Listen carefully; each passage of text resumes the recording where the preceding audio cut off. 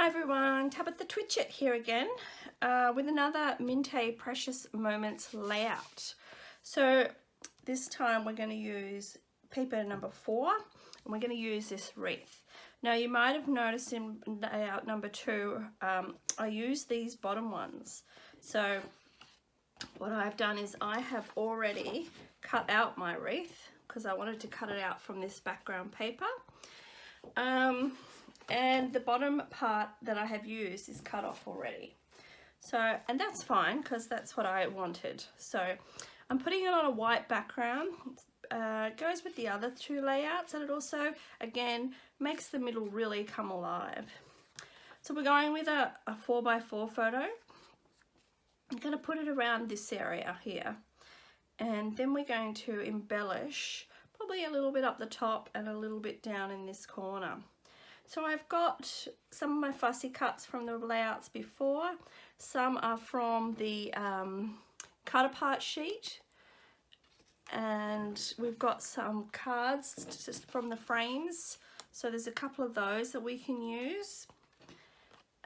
We've got some papers left over from our last layout. So that was the middle of the bower.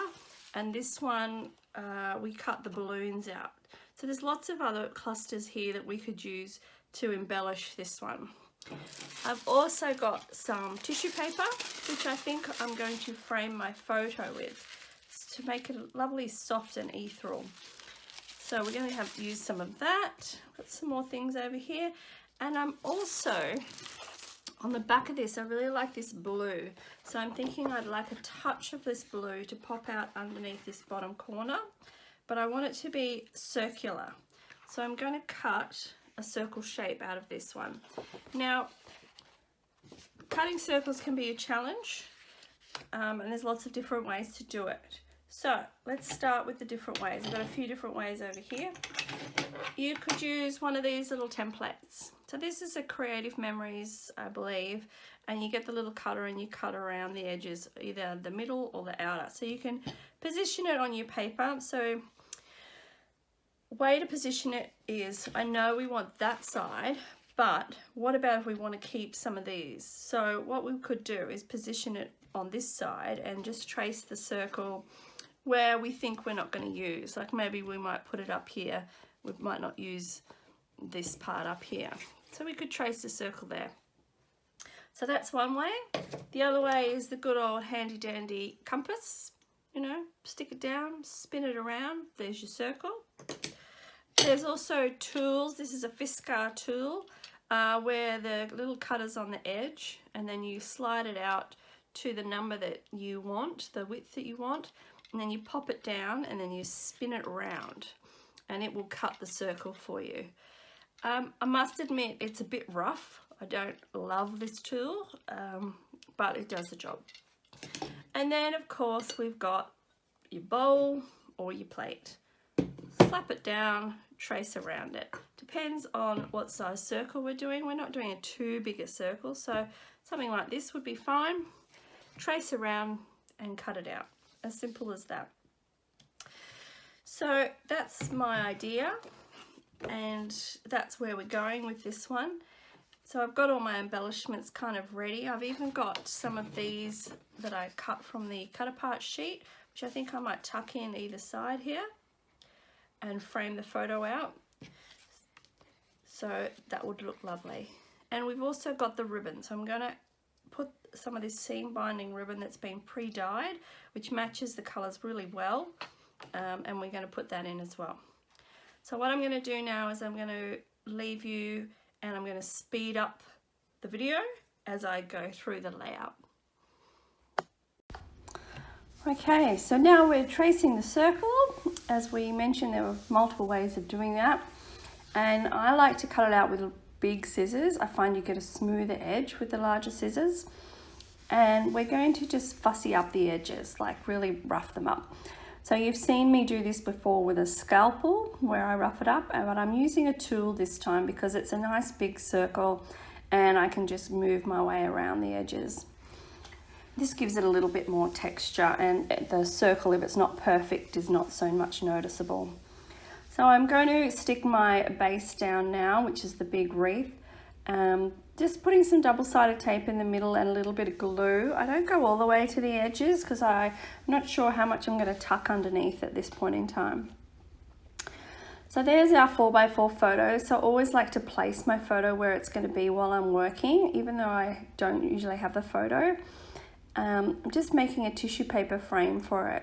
So I've got quite a few layers of tissue paper here, and you can see that I've scrunched them, and I'll probably scrunch them again and make them even more scrunchy. And yeah, just layering them up behind. Now I realized I probably could have done with a couple of less layers because they were quite fat in the end, but I quite like the look in the end. So then putting the, what did we call these? Shutters, wooden shutters on the side. And I realized I had way too much tissue paper, so I trimmed that back a little bit more. And look, don't worry about being perfect. It's a little bit wonky, that's fine. That's all part of the, the feel of the photo and the layout. So now I'm just placing a couple of items. I've placed a hot air balloon and a really large floret up the top right. And what I'm going to do is place two of the embroidery hoops down the bottom in the middle. So because I originally cut off the hoops that were originally there, I thought it might be nice to bring that circular shape and the hoops back down into the layout. So just doing some fussy cutting, turning my paper as I go. So backwards and forwards, and then going into those little bits. So I keep them underneath and I tuck them into the tissue paper a little bit, which is quite nice. So I'm just trying out some different flowers in that position as well, and some that are tucked underneath that circle. So switching the big for the little. So I'm going to put the little one lower down and the bigger one higher up because it's got quite a nice top to it that just peeks out that right side of the photo. So trying some little brown florets now that we cut out from before, and tucking things under that circle. So you can see I've started a little spot down the bottom right as well, which just balances out the page a little bit. That cake gets a little bit of an audition and on that spot, backwards and forwards. But in the end, I end up putting it down the bottom right and anchoring that bottom right corner. So now that I've got things sort of where I want them to be, I start gluing them down. So just the first basic bases of them. Put some double-sided foam tape behind the balloon just to give it a bit of a lift, and behind that big floret. So that makes it lift off the flat background of the page a little bit more and gives it a little bit more dimension. Now putting the shutters in, you can see I'm not big on measuring. I'm just using my photo as a bit of a guide as to where I want these to go. So now that I think I've got that where I want it, sticking my tissue paper down, and then I'm going to tuck those embroidery hoops, like I said, in between those tissue papers. Again, I've got that on double-sided foam tape just to give them a little bit of a lift up from the page of everything else. Now this is still a traditional scrapbook layout. We don't have a lot of layers, so it still can go in a sleeve and be flat in a book. So you still get the idea of lots of layers and lots of clusters, but it just doesn't have that bulkiness that some of those 3D layouts do have. So just gluing my circle down, which I hadn't really done before, tucking some flowers in there. Sometimes you have to trim them off a little bit. I kind of like the light airy pieces to come out the side, so I trim off the base bit a bit so I can tuck it in a little bit more. So that one's going around there, gluing those ones down the bottom right. It's looking good, it's starting to come together. So now I try some of these little leaves. Now the leaves, they're all going the same way except for two. So it was kind of hard to sort of get them to cluster together. So I try them out in a few different places. And there's that cake. It came back again, but it doesn't stay there, I guarantee you. It moves around. So just trying those leaves out, and yep, they're, oh no, came back. Oh, got a little rose put on it. No, and it's out. See, look, sometimes you've got to try different things and work with what your photo is and what's going to work in the balance of the layout. So here I am fussy cutting another piece out of the card, but again, this one doesn't really make the grade. I try it out in a few different places, but I feel like it probably has enough going on. So sometimes you do cut things out thinking that you're going to use them and then you don't use them, and that's all part of the process, you know, that's all part of the fun and part of the therapy, I guess, of sitting here and doing your own creative process and scrapbooking your beautiful photos. So yeah, I tried it there and no, didn't like it. So then I'm onto the ribbon. All right, so I kind of tested the ribbon out a little bit first. I sort of did a little bow with half the ribbon and saw what I could do with it and see if it's going to work. And I was like, yep, that'll do. So I cut it in half. So the reason I cut it in half is because I want to balance out the layout. So I don't want all the ribbon in one spot. So making my little ribbon for the bottom, and we're going to tuck that under that floret.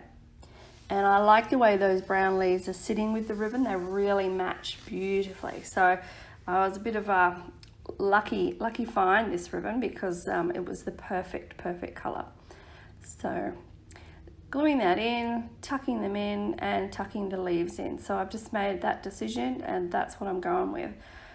The leaves don't really work up the top with the hot air balloon, but the ribbon does. So the rest of the leaves kind of get ditched, and I just stick with the ribbon. So yeah, deciding to glue that in and tucking it under. So another reason why it's good to have the foam tape is that you've got a bit of room to tuck things underneath. It's not a whole lot of room, but it's enough to, you know, give yourself some height. There's that cake again, cheeky little thing, keeps coming back. Oh, there she goes. Now she's moved over to the right-hand side where she ends up staying. Beautiful cakes these. There's quite a few different cakes in this kit, which are absolutely gorgeous. So if you're doing a wedding album or something, they're going to be delightful.